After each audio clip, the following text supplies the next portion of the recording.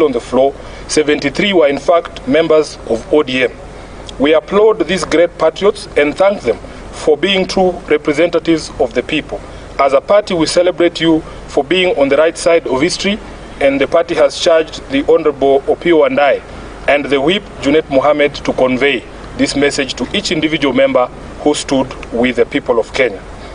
Sadly, a few of our members went against the wishes of the people and sided with the oppressor, and we will speak to the consequences shortly. In light of this state of affairs, the meeting has resolved as follows. Number one, that it is time for all of us in the political leadership to begin to listen. Listen to what the people are saying and not to our own voices. The young people have spoken in plain language that should be clear to everyone. Let's not be vague. Let's just do what the young people are telling the government to do. Number two, we consider this to be Kenya's last best chance. The youth have given our country our last best chance. We either seize it and swim with it by implementing all their demands, or we ignore it and sink the country altogether. Number three, that the Kenya Kwanza regime must take full responsibility for all the deaths, injuries, and destruction of property arising from the violent suppression of peaceful protests. The President must publicly direct his security organs to forthwith seize the ongoing abductions, an exercise that we believe is being undertaken with his full approval and the approval of the state. He must account for and order the release of all detainees abducted by these security agencies. Number four, that the Independent Police Oversight Authority must expedite investigations into all these incidents, including allegations of mass murder by police in Githurai and in Rongai.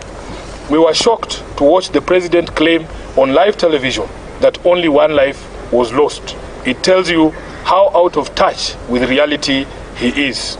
Number five, that in our view, what happened on the 25th of June 2024 amounted to a vote of no confidence in the Ruto regime.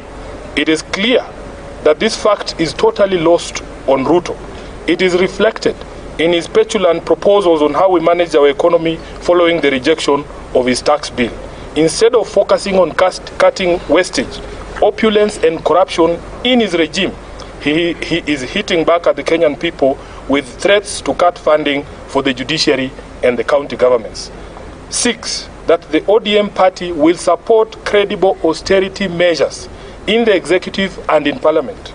These two institutions have been expressly indicted by the people as citadels of largesse and wastage, with fresh memory of the invasion of parliament and standing threats for occupation of the executive seat of power. These two institutions must have an honest introspection on their contribution to our current predicament and take measures to lessen the taxpayers' burden. As a party funded by taxpayers ourselves, we will also be taking steps to scale down on our presence across the country and some of our activities to reflect this new economic reality. Lastly, that ODM shall initiate and lead recall processes in the following constituencies in light of the current office holders' repeated violation of their sacred oath and the wishes of their electorate. Number one, Game constituency. Number two, Bondo constituency. Number three, Navaholo constituency. Number four, Kajiado Central. Number five, Ikolomani. And lastly, Suba South in Homa Bay. Thank you. That is the end of the statement. Very good. Yeah, we do. Eric.